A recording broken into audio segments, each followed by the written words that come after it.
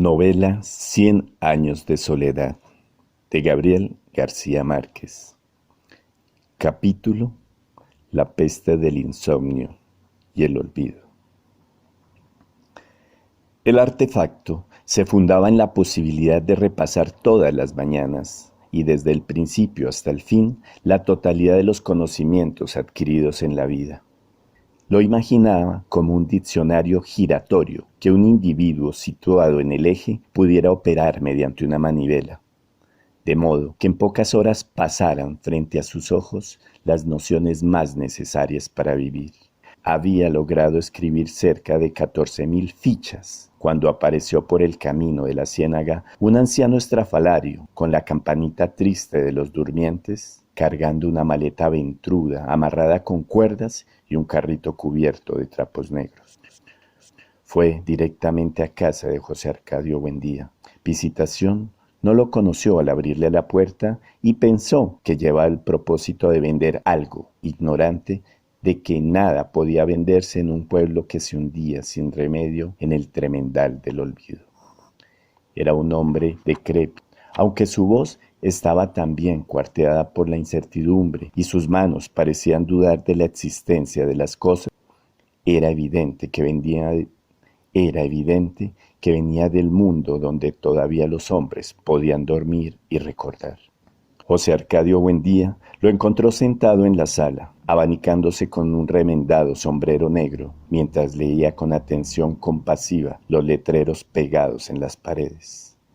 Lo saludó con amplias muestras de afecto, temiendo haberlo conocido en otro tiempo y ahora no recordarlo. Pero el visitante advirtió su falsedad.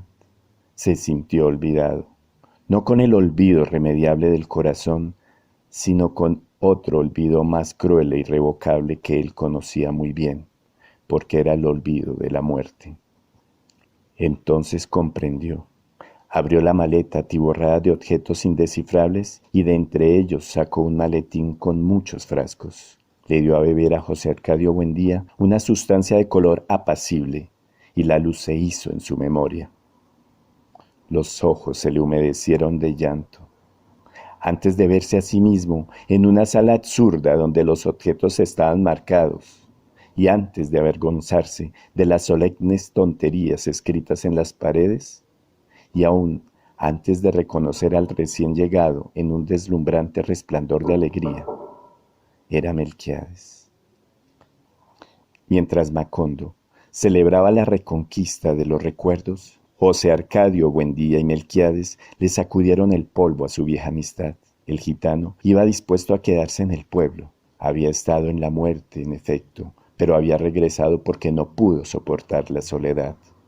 Repudiado por su tribu, desprovisto de toda facultad sobrenatural como castigo por su fidelidad a la vida, decidió refugiarse en aquel rincón del mundo, todavía aún no descubierto por la muerte. Repudiado por su tribu, desprovisto de toda facultad sobrenatural como castigo por su fidelidad a la vida, decidió refugiarse en aquel rincón del mundo, todavía no descubierto por la muerte, dedicado a la explotación de un laboratorio de daguerrotipo. José Arcadio Buendía no había oído hablar nunca de ese invento, pero cuando se vio a sí mismo y a toda su familia plasmados en una edad eterna sobre una lámina de metal tornasol, se quedó mudo de estupor.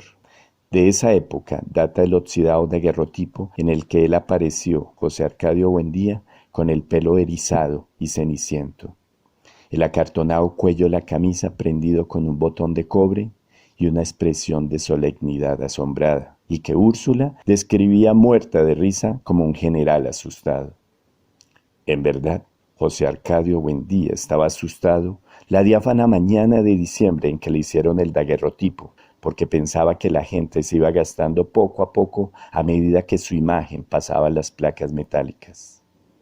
Por una curiosa inversión de la costumbre, fue Úrsula quien le sacó aquella idea de la cabeza, como fue también ella quien olvidó sus antiguos resquemores y decidió que Melquiades se quedara viviendo en la casa, aunque nunca permitió que le hiciera un daguerrotipo porque, según sus propias palabras textuales, no quería quedar para la burla de sus nietos. Aquella mañana vistió a los niños con sus ropas mejores.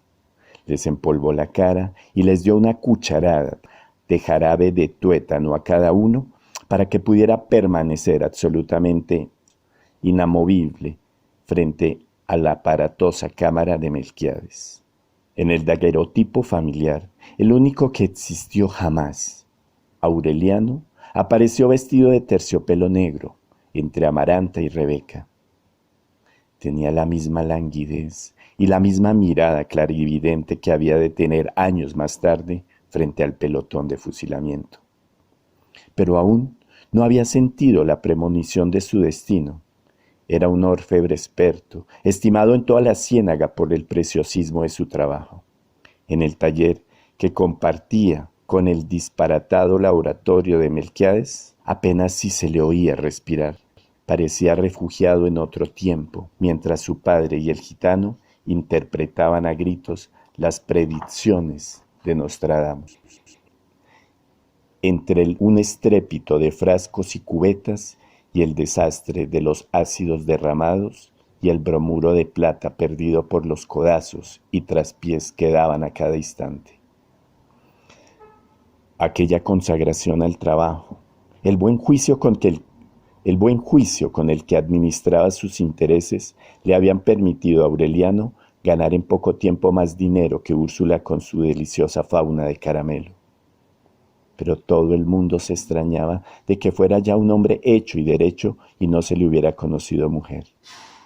En realidad, no la había tenido.